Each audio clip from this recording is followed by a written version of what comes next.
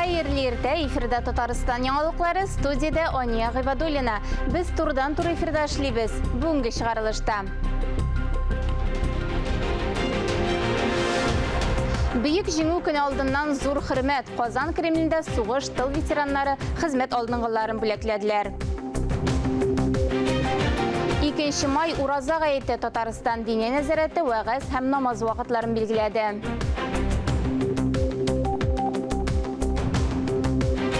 Саллы ярдәм аз Кремле гаиләләрдә тәрбияләнүче балаларга түләү алу өчен гаризалар кабул ителә башлады.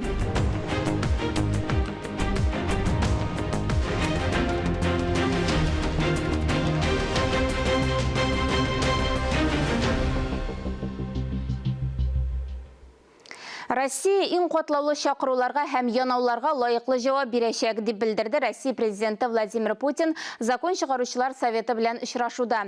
Ил президенты Россия парламентаризмы көне белән котлады. Бәйрәм уңаеннан уздырылган чараларда Татарстан дәүләт советы рәисе Фәрит Мөхәммәтшин катнашты. Май аенда Закон чыгаручылар советы оешуына 10 ел тула. Бу вакыт эчендә әлеге форматның файдалы һәм кирәкле булуы ачыкланды. Совет илнең баланслы үсешенә ярдәм итә, төбәкләрнең күп төрлелеген һәм байлыгын чагылдыра, дип белдерде Владимир Путин. Казан Кремлендә республиканың зур казанышларга ирешкән 50-гә якын кешесенә дәүләт бүләкләре тапшырылды. Тантана яз һәм хезмәт бәйрәменә багышланды. Бүләкләрне Бөек Ватан сугышы ветераннары да алды. Казан Кремлендә хөрмәт казанган һәм дәүләт исеменнән рәхмәткә лаеклы кешеләрне кабул иттеләр. Бүләкләр аерым кешеләргә бирелсә дә, һәрберсе өчен зур коллективлар эшенә бәя.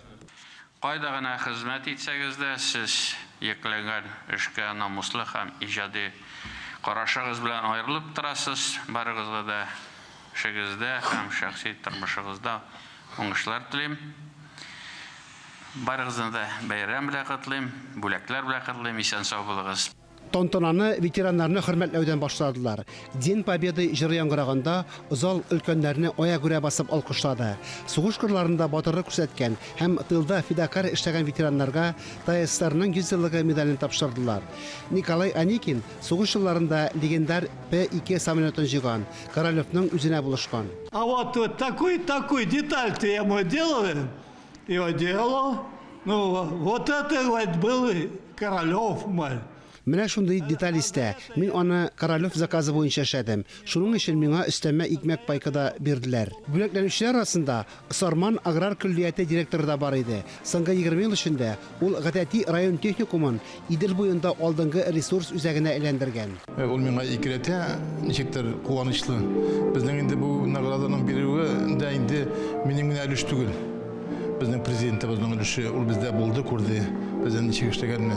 Безнең үзебезнең Фән министрлыгы, мәгариф министрлыгының өлеше бик зур. Шул вакытта үзебезнең Сарман районының җитәкчелеге һәм үземнең хезмәттәшләрем. Табибләргә аерым игътибар бирелде. Алар һаман да коронавирус йогышына каршы көрәшә. Казанның 10-нче хастаханәсе җитәкчесе хезмәттән бәяләделәр. Татарстанның ат казанган табибы исемен бирделәр. Президент, награждая меня, он наградил весь большой дружный коллектив 7-й городской клинической больницы.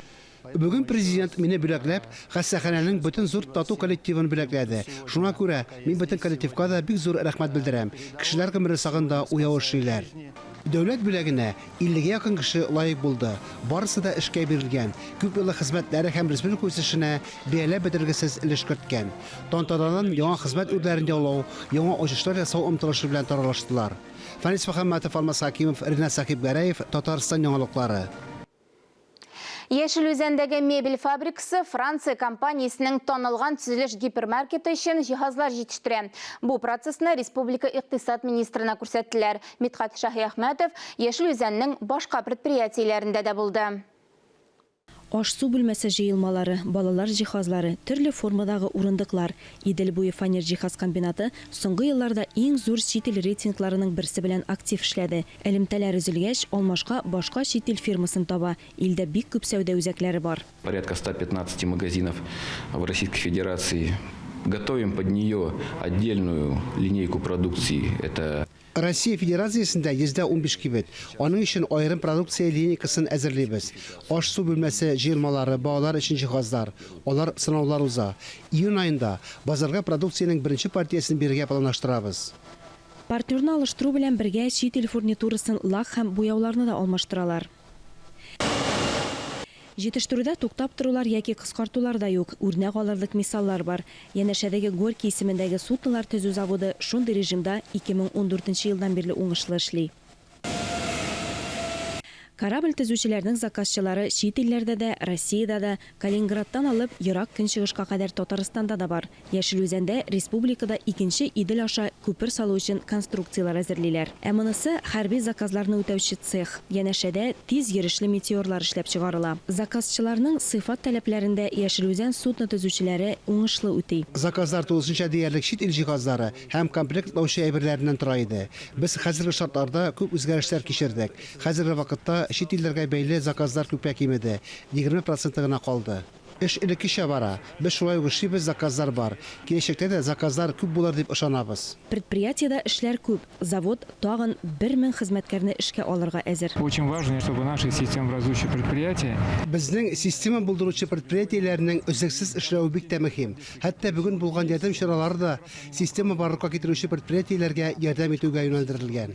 Юкка гына сәнәгать флагманнары кече һәм урта бизнес предприятиеларына эш бирмәгән. Яшел Үзән районында да шулай. Хәзер инде без кешеләрне ничек күчерү буенча эш алып барабыз. Логистика алымнарын ничек оештырырга. Безгә дә кешеләр кирәк.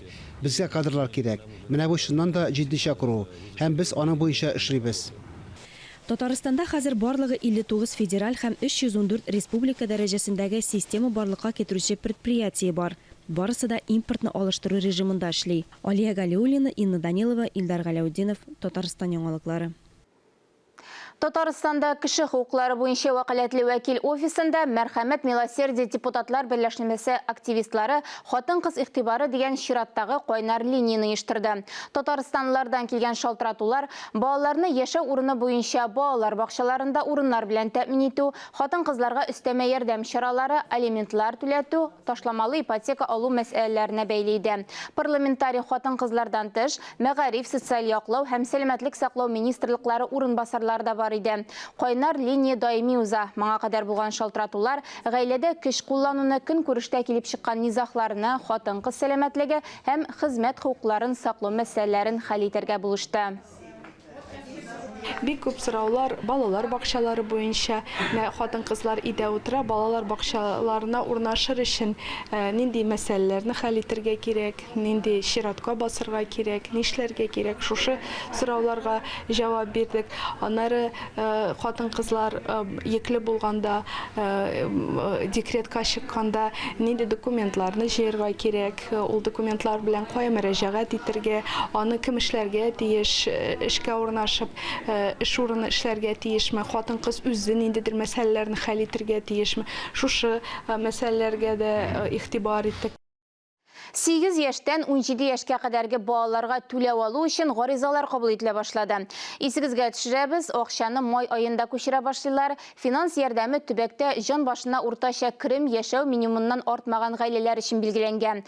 Татарстанда яшәүчеләр күпме акча ала? Хәбәрчебез ачыклады.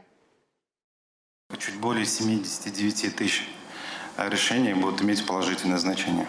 Җәйге каникулларга бүләк, Татарстанда 8-17 яшьлек 80 меңгә якын бала яңа айлык түләүне ала. Ул җан башына уртача керем төбәк буенча яшәү минимумы күләменнән артмаган гаиләләргә бирелә. Татарстанда бу сумма 10,756 сум. Яңа түләүләрнең база күләме 5216 сум. Ул ихтыяҗны бәяләүгә бәйле рәвештә үзгәргән мөмкин. Гаилә әгъзаларының гомуми еллык кереме, өстәмә торак мәйданы, дача йортлары, мотоцикллар, автомобильләр булуы исәпкә алына. Түләүләр мир картасына күчерелә яки Россия почтасы аша таратыла. Гариза торганда банк картасы номерын түгел, нәкъ менә счет реквизитларын күрсәтергә кирәк. Дәүләт хезмәтләре порталы аша гариза бирә алмаучыларга гаризаны күп функцияле үзәкләрдә, май бәйрәмнәрендә дә тутырырга ярдәм итәләр. Конечно, Без гариза бирүчеләргә дежурлык режимында хезмәт күрсәтәбез. Гаризалар май аенда кабул ителә. 9 һәм 10 майда офислар 10-нан 14 сәгатькә кадәр эшли. Бу көннәрдә клиентлар балаларга түләү мәсьәләләре буенча гына кабул ителә. 4, 5, 6 майда офислар гадәти режимда эшли. Карау вакыты 30 эш көне. Барлык эшкәлекләрне бердәм контакт үзәгенең номеры буенча яки Россия пенсия фонды сайтында белдерергә мөмкин. Фарис Мөхәммәтов, Александр Шмагин, Дилнар Хәбибуллин, Татарстан яңалыклары. 2 май көнне ислам дөньясы ураза гаетен билгеләп үтә. Дүшәмбе көнне туры килгән мөбарәк бәйрәм республиканың шәһәр мәчетләрендә иртәнге сәгать 7 яртыда Коръән аятларын укып башлана. Сәгать 7-гә кадәр гает вагызлары белән дәвам итә. Гает намазы 8 яртыда укыла. Бу турыда Татарстан Диния нәзарәте хәбәр итте. Авыл җирлекләрендә иртәнге намаз сәгать 3-тә укыла. Сәгать 4-тә гает вагызы башлана. Гает намазы 5 яртыга билгеләнгән. Татарстан мөфтие Камил Хәзрәт Сәмигуллинның бәйрәм вагызы республикадагы телеканаллардан турыдан-туры трансляцияләнә. Созвездие Йылдызлык фестиваленең быелгы гран-приясе Казан егете Инсаф Ганибаев Красноярскида узган Дельфи уеннарында алтын медаль яулады. Әлеге уеннар иҗатта үзенчәлекле олимпиада булып тора. Инсаф анда вокаль номинациясендә Кара урман, Китмә сандугач һәм башка җырларны башкарды. Дельфи уеннары Россиянең сәләтле балаларын һәм яшьләрен ачыклау, аларга сәләтләрен үстерергә булышу максатыннан үткәрелә. Киләчәк технологияләренә юнәлеш Татарстанда инновацияләргә ярдәм итү программалары турында фикер алыштылар. Хәзер республикада йөзләгән проект гамәлгә ашырыла. Анда нигездә яңа системалар һәм заманча эшләнмәләр. Стартаплар авторлары дәүләттән нинди ярдәмгә исәп тота аласың? Россия эшмәкәрлек активлыгы буенча дөньяда 80-нче урында тора. Яңа проектлар елдан-ел арта бара. Хәзер республикада йөзләгән инновацион программа эшли. Төп федераль проектның берсе университет технологик эшмәкәрлек платформасы. 2030 елга 50-дән дә ким булмаган университет стартап студиясын булдыру планлаштырыла. Программы будут они более усовершенствоваться. Әлеге программалар камилләштерелә. Алар 20 миллион сумга кадәр финанс салымны җәлеп итә ала. Башлангыч стадиядәге проектлар өчен шактый зур акча тармакларга бәйле. Бу акчаларга үз эшчәнлегенең нәтиҗәләрен беркетергә мөмкин. Яшь дахилар, мәктәп укучылары һәм студентлар өчен дә программалар бар. Мәсәлән, Умник программасы. Узган ел аңа 14 миллион ярым сум акча бүлеп бирелгән. Проектны тормышка ашыру өчен дәүләт һәр катнашучыга 500 мең сум акча бирә. Данная программа направлена, чтобы отвлечь студенчество. Әлеге программа студентларны фәнни эшчәнлеккә җәлеп итүгә юнәлдерелгән. 500 мең сум, шуннан да студентлар өчен зур акча. Ул гыйльми эшчәнлекне башлап җибәрергә булыша. Быел тагын бер федераль проект студентлар стартап эшли башлады. 2000-нан артык гаризаның ширеге Татарстанга туры килә.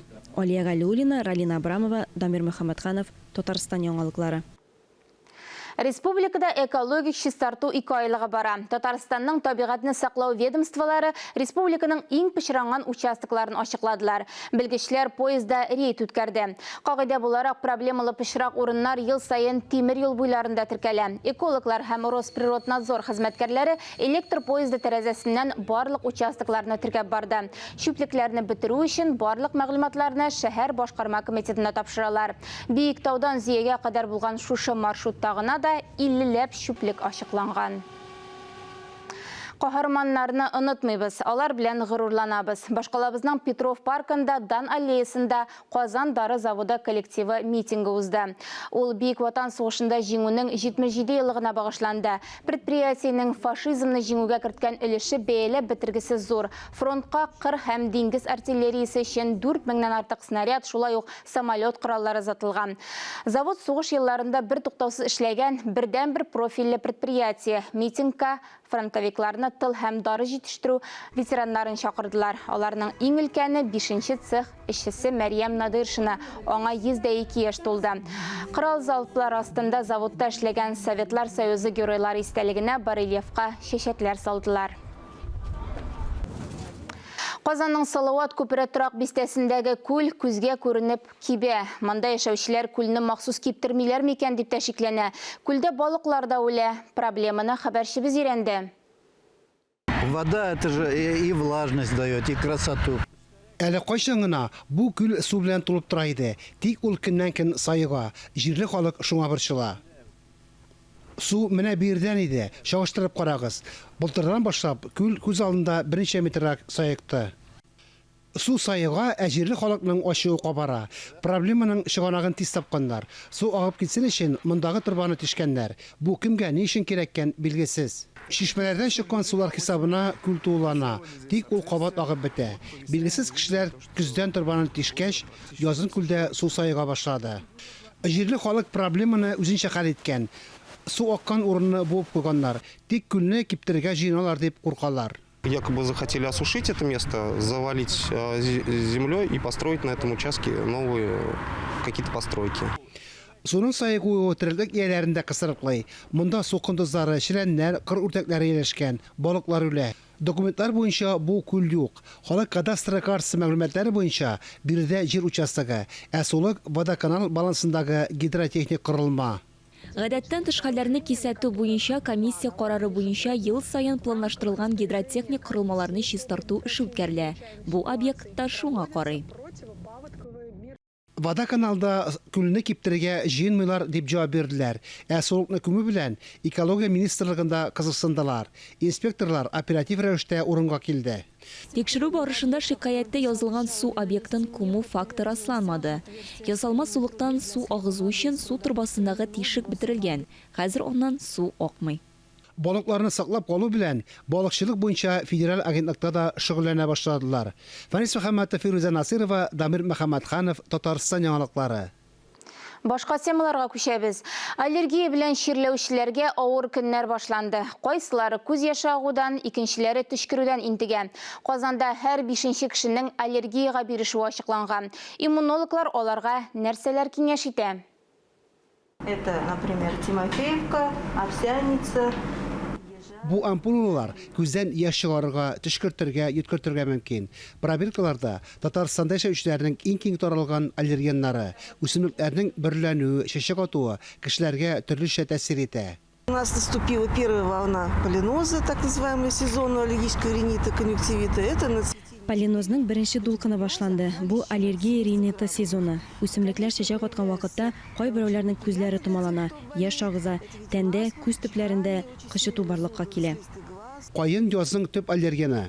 Табиблар әйтүенчә, бу агач полинозның иң кискен сәбәпчесе. Чәчәк аткан вакытта җир белән аллергеннар һавага тарала. Появляется насморк, глаза краснеют, кашель. В астму все превращается, если не лечить, и ухудшается вообще в целом состояние. Татарстанда агачлар апрель ахырында чәчәк ата башлый. Ул якынча 20 көн дәвам итә. Тиздән зирәк, шикләвек, имән агачлары активлаша. Бер сервис мәгълүматлары буенча, Татарстан хәзер тузан концентрациясе буенча сары зонада тора. Һава торышын телефон ашуда күзәтергә мөмкин.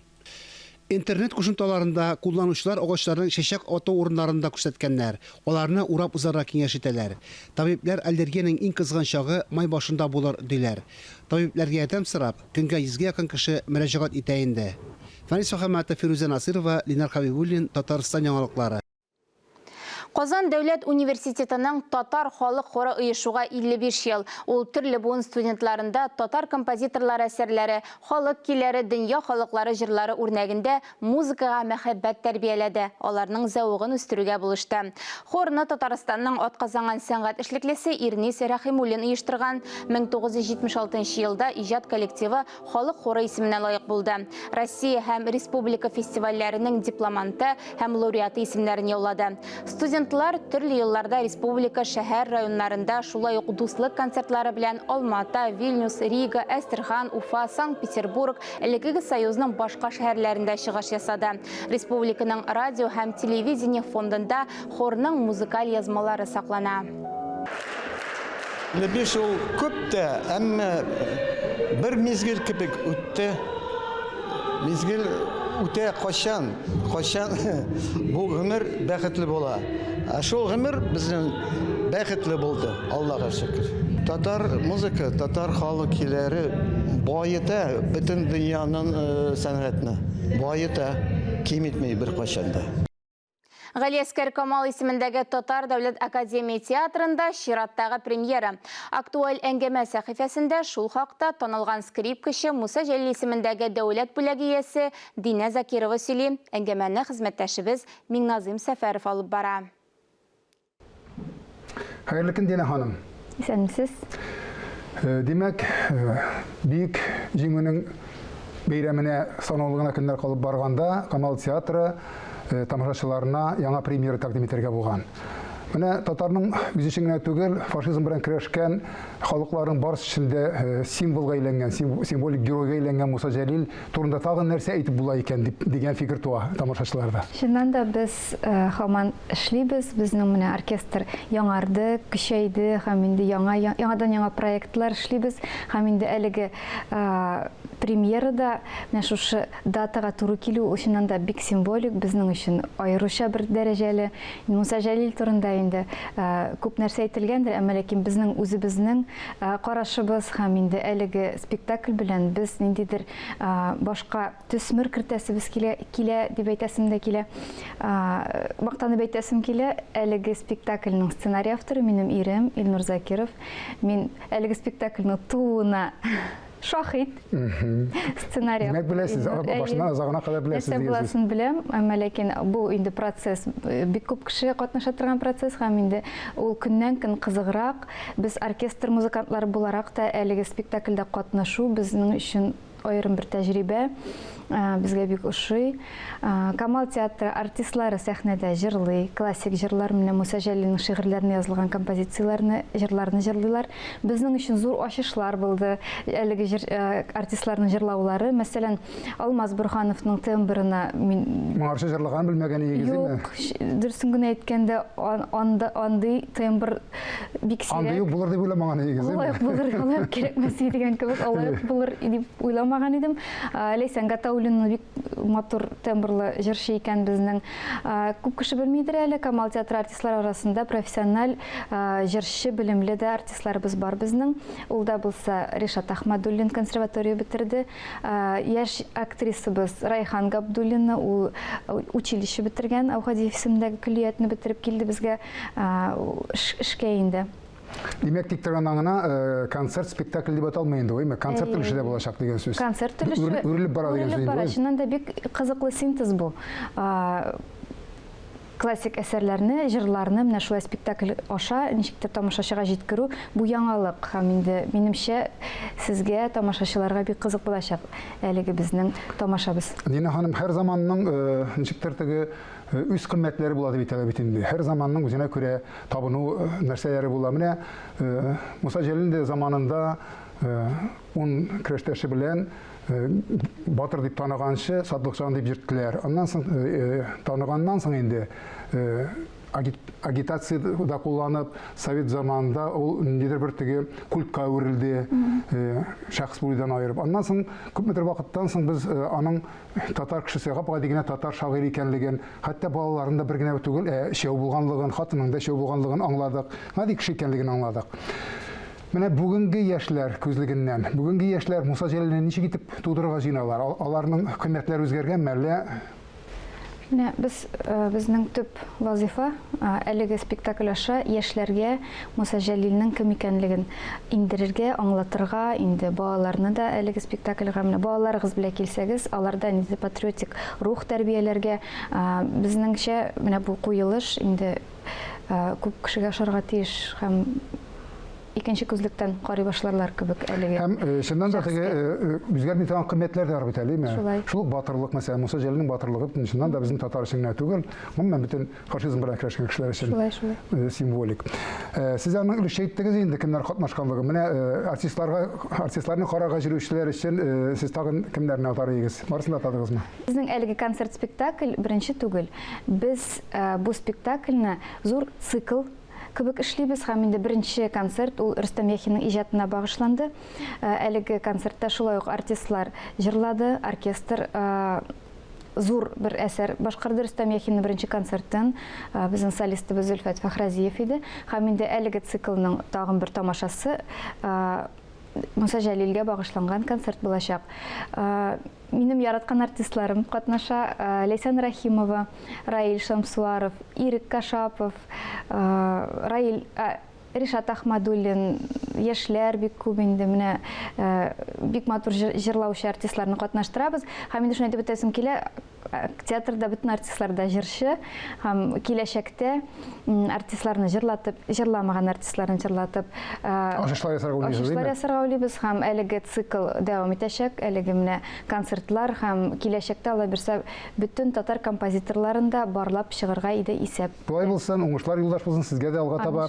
Тамашачыларны көтеп калабыз 2 майда булачак премьерага. 2 май премьера театр, музыка Җәлил. Рәхмәт итегез, хөрмәтле тамашачылар. Исәнлектә күрешик.